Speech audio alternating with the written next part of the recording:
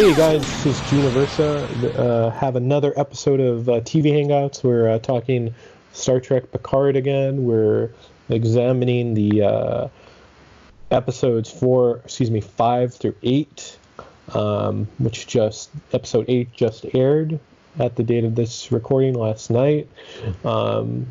Thanks for listening, and I'm joined by the show by good friend of mine, good friend of the show, Sina Almansian. How you doing, Sina? I'm doing well, thanks. Glad to be on the show. Yeah, glad to have you on. I remember you were on a few times way back when we were first starting, And yeah, I mean, it's cool to have you back because you're always listening. Yeah, it's been a long while, but big fan of the show. I almost want to say that cheesy line, long time listener, first time caller, but. I mean, you can. I guess, yeah. Time caller. It's. No, I'm glad to be on the show.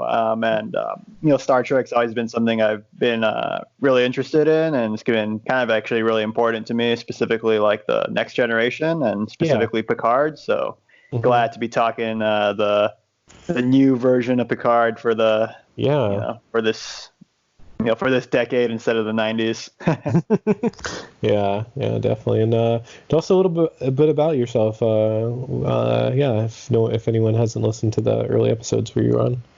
Sure. So I'm an old friend of Gene's. I'm actually not I'm not in Los Angeles. I'm based out of San Francisco now. I've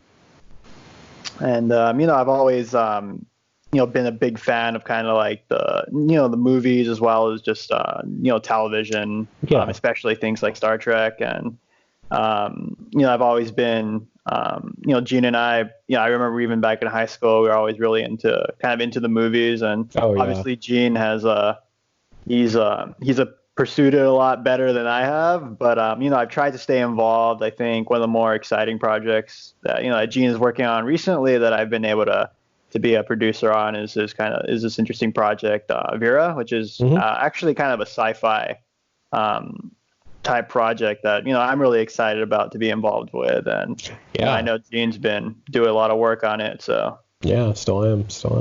Yes, and this is, I guess, we're fulfilling some of the rewards for Vera, and this was your thing to be on the podcast. So yeah, that's right. Yeah.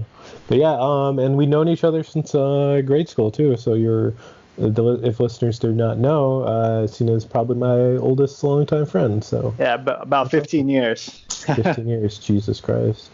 But speaking of history, can you tell us a little bit about your history with the show Star Trek? How you started watching? Fill us in.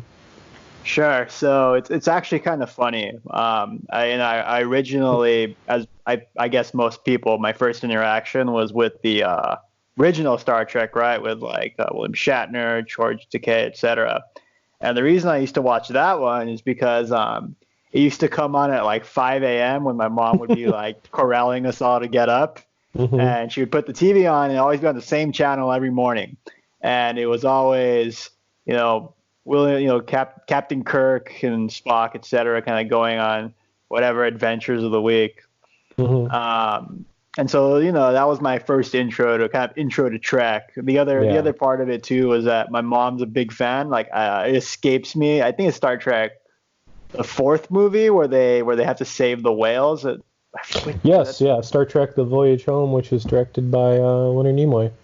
Yeah, and my mom always liked that one. I always liked it too because there's all those. There's like a lot of kind of touching parts, and there's also like the funny parts where Scotty's trying to interact with the computers of the time. Because that movie, just a little. Sorry, I was just gonna go off and say just that movie. It gets a lot of flack. Oh, it's a comedy, but I don't know. I don't think it has comedy elements, but I don't see it as a comedy because that movie, it's kind of a part of this like unofficial trilogy of Wrath of Khan, Search for Spock, and The Voyage Home, and that one really kind of gives like the Kirk in particular and the Starfleet team of the Enterprise kind of their hope again, because it's how they start being hopeful.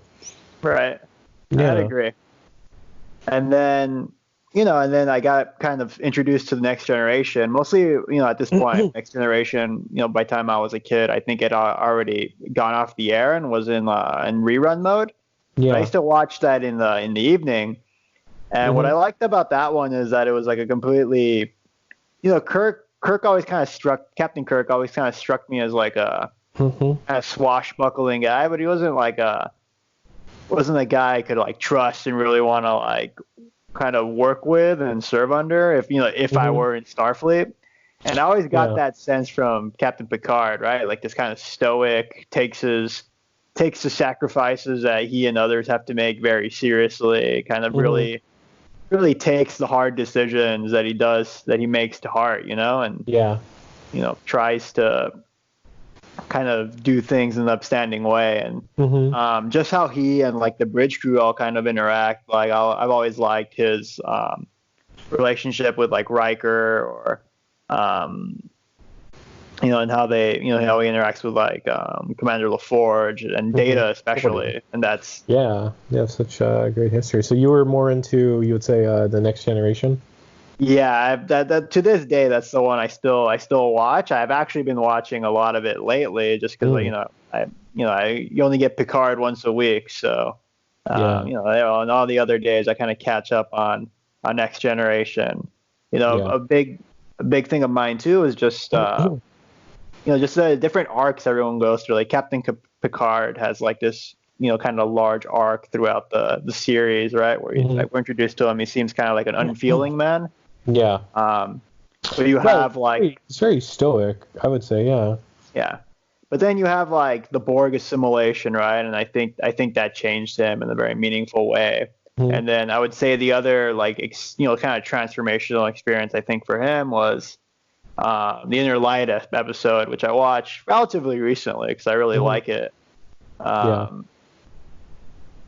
I was a huge fan of Next Generation, and that's why I was so excited when we got to see kind of like the later chapters of the great Captain's life. Yeah, exactly. And so I'm safe to say that's your favorite Captain Picard? Oh yeah, by far.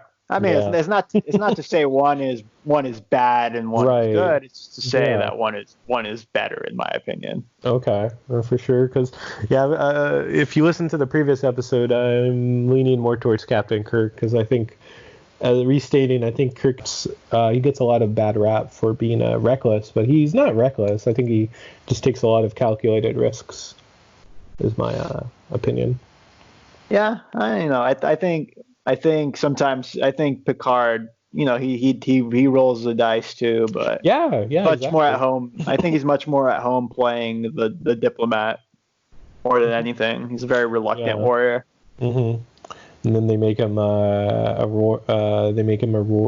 warrior in First Contact for some reason. They make him like an action hero. Well, sometimes in certain situations, right? So. Gotta get your hands dirty. But cool. And then so Sina, just going right into it, we're talking episode 5, which is called Stardust City Rag, which was directed by Jonathan Frakes, who is Riker, who we'll talk about later. And it's kind of reminds me of you see this casino planet, and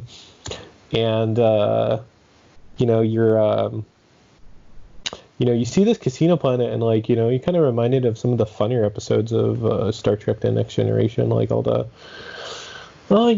stuff where they're on the holodeck, getting on all these exotic locations, Right. Yeah, like the episodes. I forget the name, but it's basically Dick Tracy is the character he plays. Yeah, basically. Right. Yeah. It does remind me of those episodes. It also, like, in a weird cross-universe way, I couldn't help but think about, what is it, Canto Bight from Last Jedi. But yeah, a little bit. It has some... little bit. Just the concept of, like, a casino pleasure planet. That's not unlike some planets that we even saw in Next Generation. When they go on shore leave, some of these... when Picard meets that like lady posing as like an archaeologist, or I forget the exact storyline, but that was actually on one of like the pleasure planets. So it was really interesting to see. I thought I was very amused by the putting on the very elaborate disguises to go meet the lady to do the trade. Yeah. It's pretty wild, but overall, I liked the episode. You know, it's kind of like this immersive.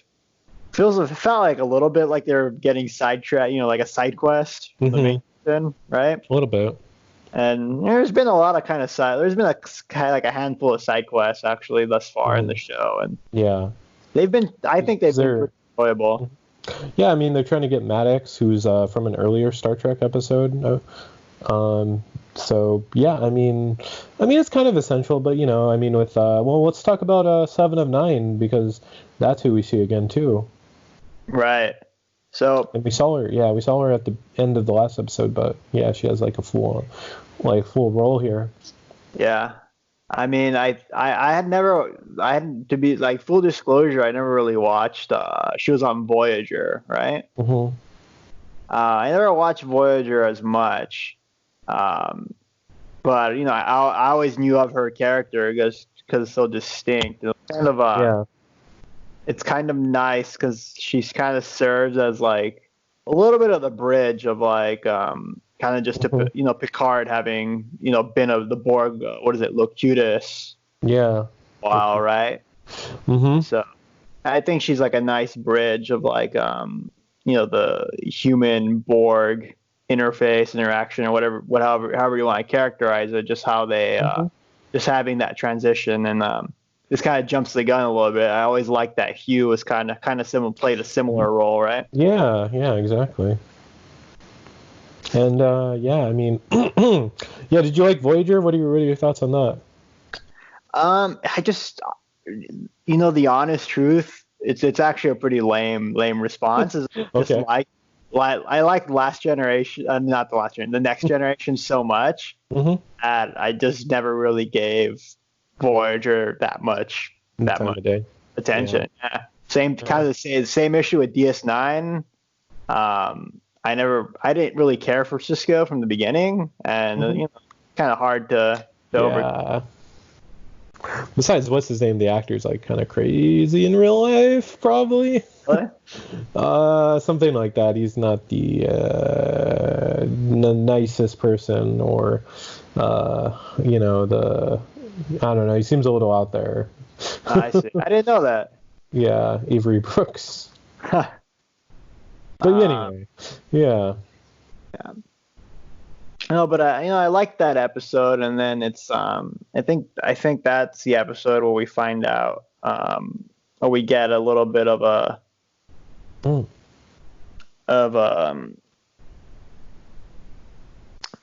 an insight, or we get the reveal, right, of the doctor, what's her name? I forget her name. The woman that comes along with them at the last minute. Yeah. You know, we get her reveal with Maddox, right? And it's it was kind of surprising. I didn't, you know, see, it was kind of out of left field for me. I don't know. What were your thoughts on that?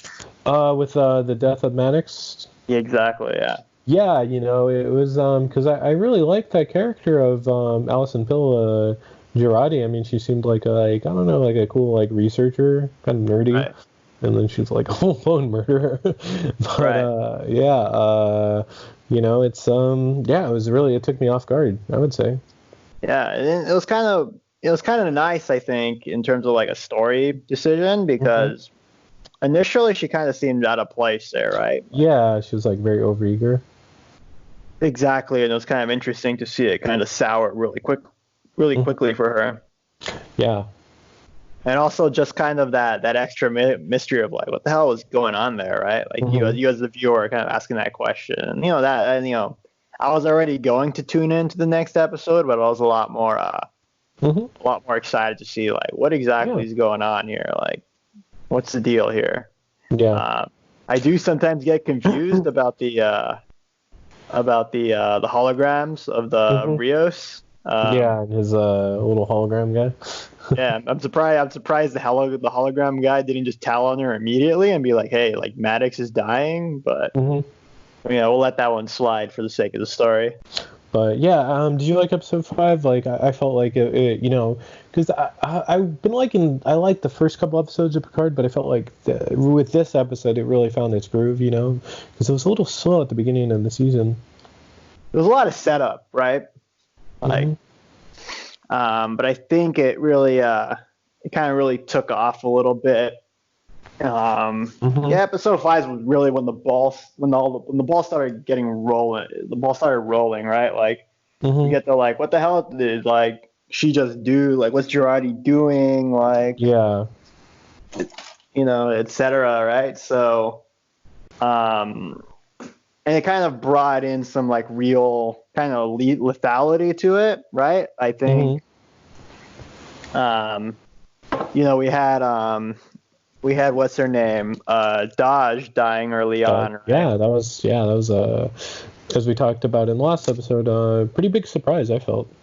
Right, like I didn't expect that at all. Like, this guy's just murked Dodge. Like, I thought she was kind of a main character. Yeah, I thought she was gonna be, a big thing. Yeah, and then she got murked, and I'm like, all right, this show's not afraid of just going the other way. And they kind of did that again when they when Maddox got taken out by who would have guessed, right? So it keeps you guessing a little bit, which is always nice. And I mean, I like the episode. Like, things started speeding up a bit. We didn't get as many like 15-year flashbacks. Yeah. So it's kind of nice to be kind of in the groove of things. Definitely. And but yeah, great episode. And then all the stuff with Raffi was really interesting, and I think she's a really interesting character, Raffi, even though as our previous guest Nathan said, Picard kind of screws her over a few times, where it's just like he leaves her and he recruits her on this crazy ass mission. Yeah, Raffi is like, it feels like we kind of like pick up and drop her storyline. I guess that's just like representative of how like maybe she feels like Picard picks her up and drops her all the time. Yeah. I think her storyline, right, is like one of like upset, like very like all-consuming obsession, right? Because she has this great conspiracy theory about what really happened on Mars, and and I guess we maybe had assumed that she didn't have a family, but it turns out she did, and that she basically like really damaged her relationships there in pursuit of her in the pursuit of proving her conspiracy theory, right? Which I guess as it's unfolding isn't as much of a conspiracy theory as it is like spot on. Yeah. But I guess this shows that there's a cost, and I think in a weird way a lot of the initial part of the series seemed to be showing maybe the human cost of just what Picard does sometimes, right? Yeah.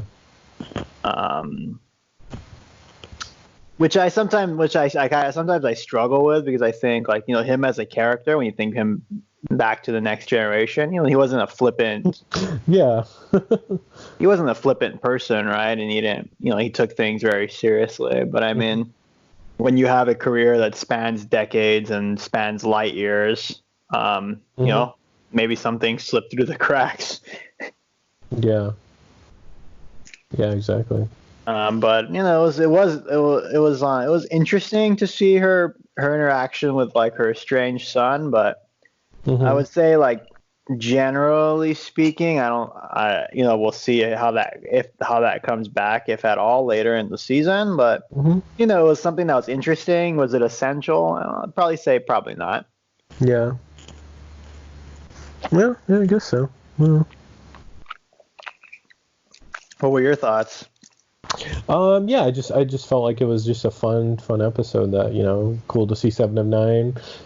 She was so badass and everything, and she really had some unexpected things. But it was great. And I guess just moving on to the second one, the Impossible Box, we see more of Saji.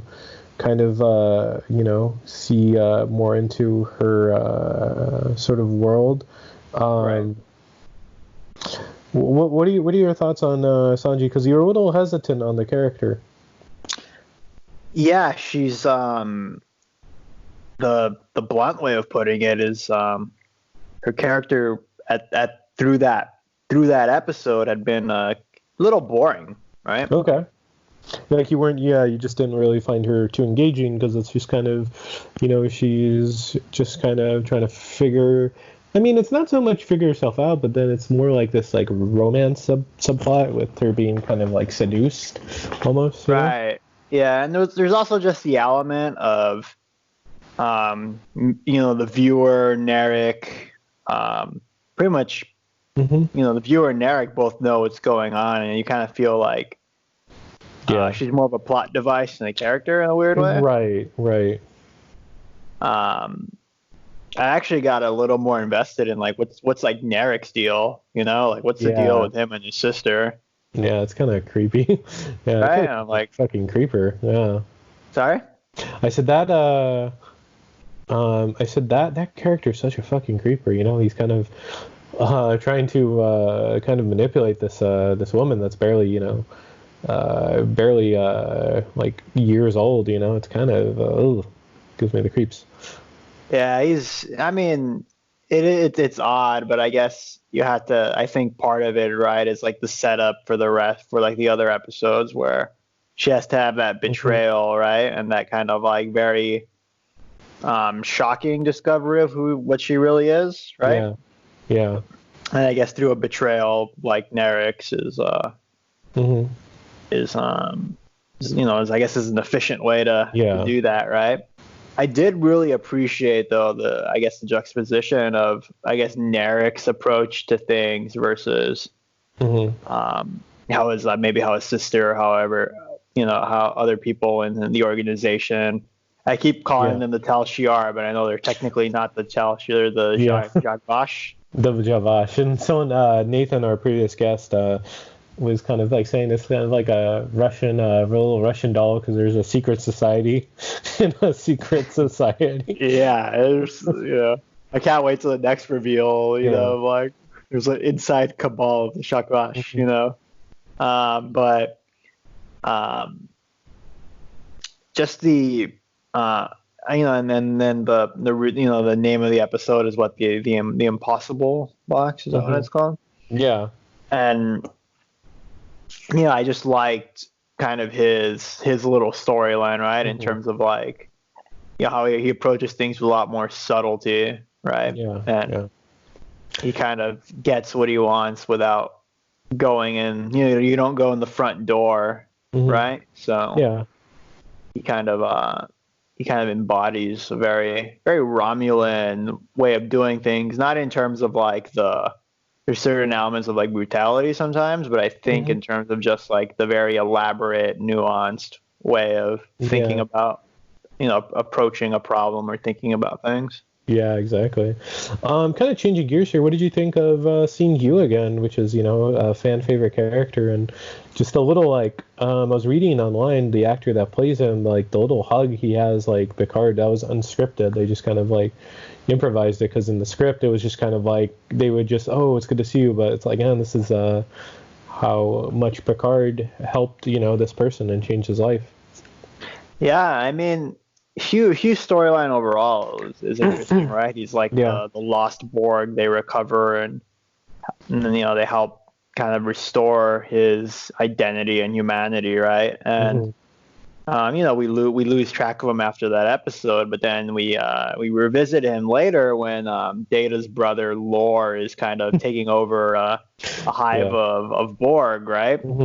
Who it turns out that Hugh had kind of I wouldn't say I guess you could say infected, but he had, I guess, corrupted the Borg he was with, and they kind of became disassimilated, but weren't really sure how to adapt to their independence, right? And there was, when he encountered some of the bridge crew, there was a tone of resentment, right? Of just because he didn't know what it meant to be independent, right? But I think even when you see that in the episode, it's kind of about, they're trying to save Picard, and you kind of see him kind of come into his own, and he has this long arc right in between that we also just didn't really see as much, where he's able to kind of fully recapture his humanity, and and now that he has it right now that he's he's fully realized it to probably to the extent that he can, it's like it's like what a gift he got from Picard, right? Yeah exactly. Yeah. And it's just, again, just having, because Picard went through a similar arc in like a much more abbreviated sense, and he wasn't a Borg for very long, but the journey from being Picard to Locutus back to some version of Picard, and there was his the episode with him and his brother Robert kind of trying to recover and make sense of what happened to him. That's a really great episode. I'd recommend the Star Trek episode Family. Yeah, that's a great one. And just thinking about just how it's a callback, right? It's like not only is there Hugh, like he was a character in the Next Generation, but also just thinking about what it means to recover your humanity after it's been stripped from you. Definitely. And it was a great storyline. So this episode, it was such a great callback. I was really digging it. And then just kind of like the cliffhanger too of Elnar and Hugh gonna hold off these the Romulans. That was got me on my edge of my seat, I would say. Yeah, I was kind of curious, like what was gonna happen. Are they gonna be like sleuthing throughout the cube, trying to figure things out, or is there gonna be some sort of race against time if the Romulans decide to start, doing stuff to the Borg? I was really like, all right, what's gonna happen here? What is this duo gonna do? So I guess that leads us to the next episode, which was which had Riker back and Troya. I love this episode. This is like probably my favorite so far. We get to see Dad bod Riker, who's kind of gained some weight, but then put some gray in his beard, and I think he looks good, right? Yeah, I mean, he's Riker, and Jonathan Frakes has always been like a pretty he's always had a good he projects a really good personality on the screen. I love Jonathan Frakes. Like do all the memes of Jonathan Frakes from was it that Sci-Fi Channel show? Just the Beyond Belief. Beyond Belief. That's great. Yeah. Oh, he kills it on that show. Yeah. Everything about him is great. He's great. What did you think of seeing Riker back after all these years? I thought it was pretty great. I've been kind of waiting to see someone else from the past besides Data, right? All right.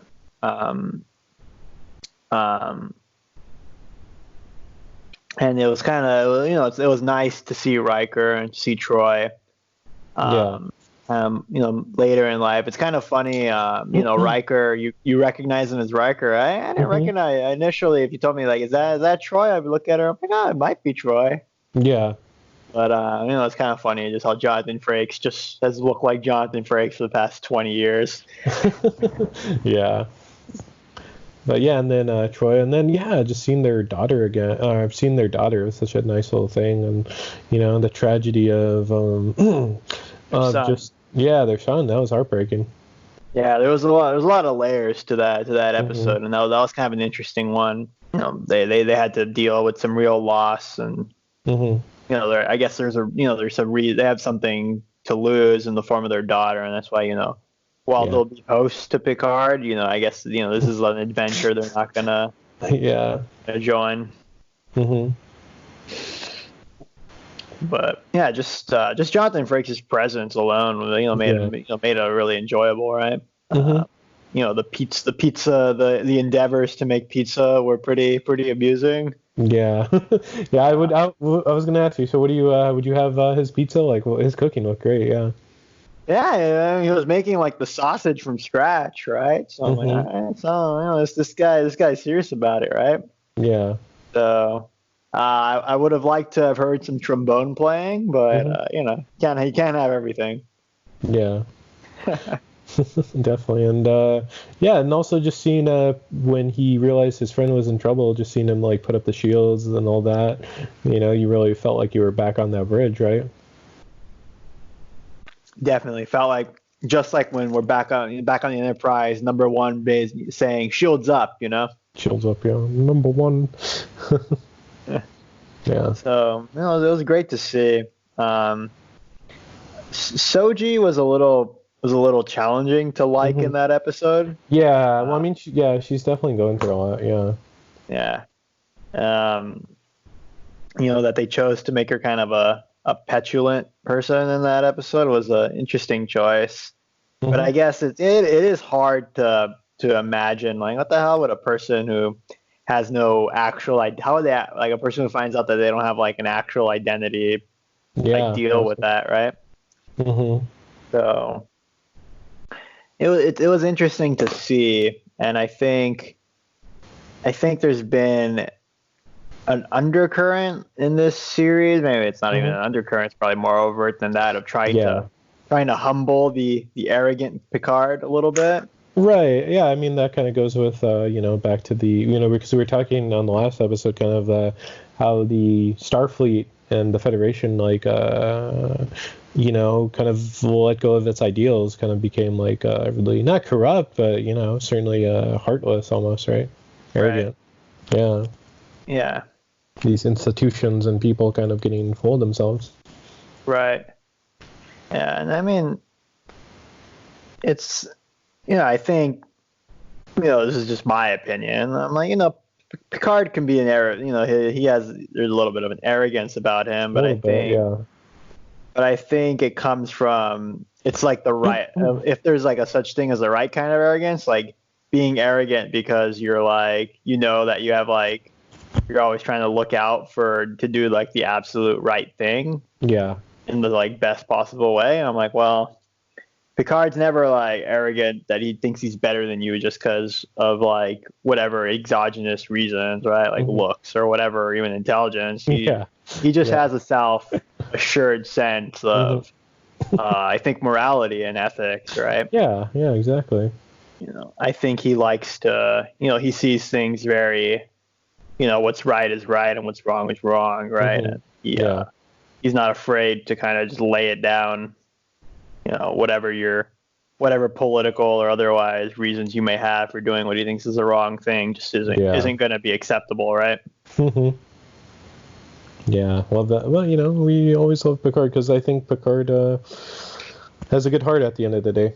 Any last thoughts on this? On seeing Riker, seeing the death of Hugh? That was really sad. That was sad. Yeah, that was very emotional. I was really pulling for him and Alnor during that fight, and I thought Alnor was going to get the best of the Romulan agent, but she pulled a fast one on him and couldn't catch it in time. Yeah, R.I.P. Yeah. R.I.P. But I mean, it was it was a very human moment, right?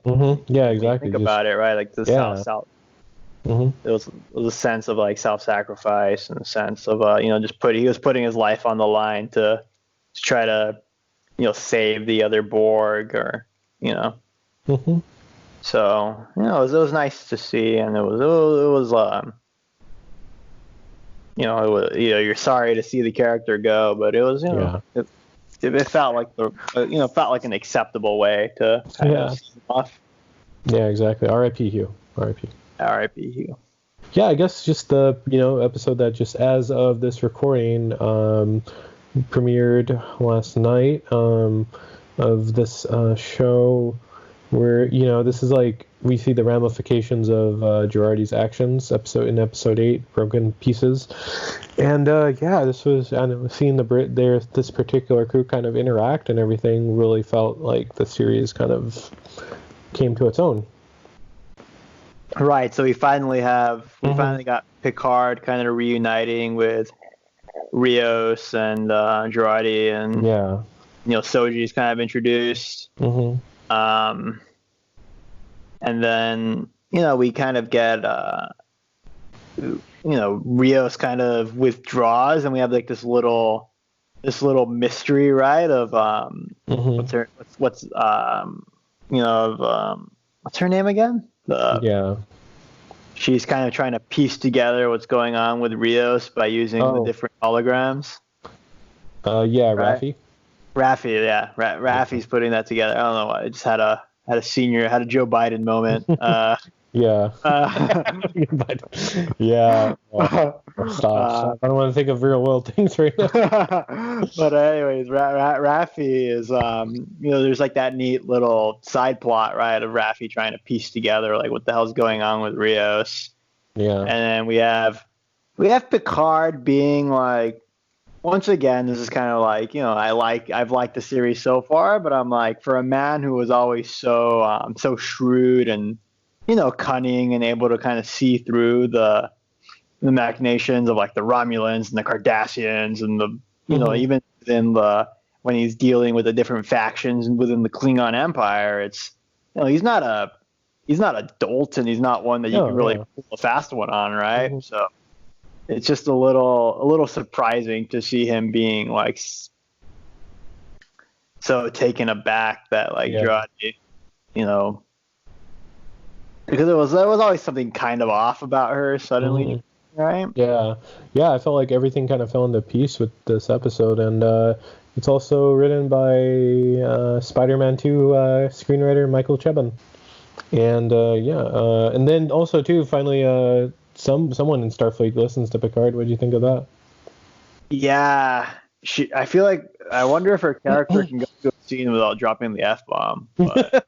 Well, yeah, I don't know. They're gonna get like all these Star Trek fans where they're like, you can't say the fuck in Star Trek, which is like, I don't know what to say about that criticism.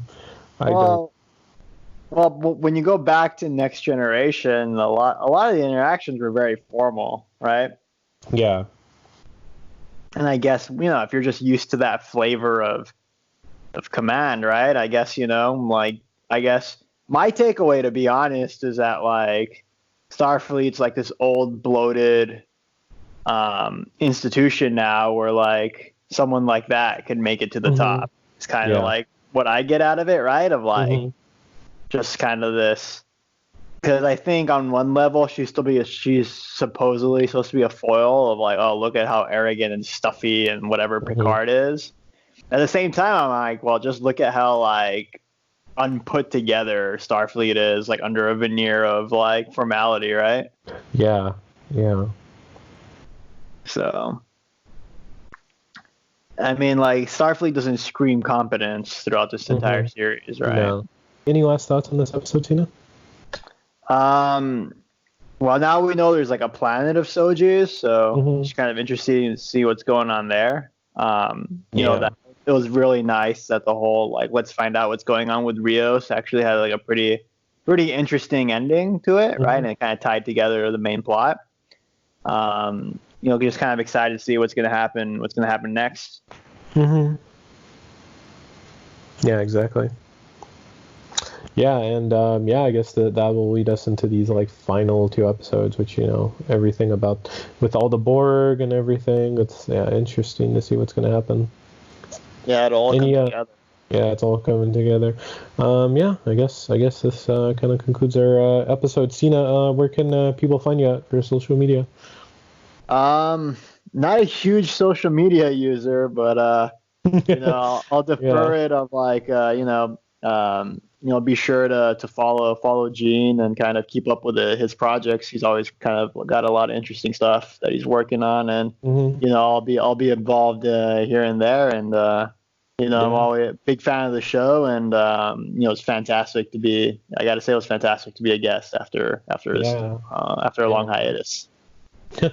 Yeah, no, of course we'll definitely have you back on again, man. But yeah, cool. You can find me on Twitter and Instagram, Gene9892. You can follow The Waffle Press on Twitter at The Waffle Press, Instagram, The Waffle Press Podcast. Please like, share, subscribe on YouTube, SoundCloud, and iTunes. And if you're feeling generous, go to our Patreon, and if you have a few extra dollars, send it there. Thanks for listening. Thanks for watching. We've been Professionally Unprofessional.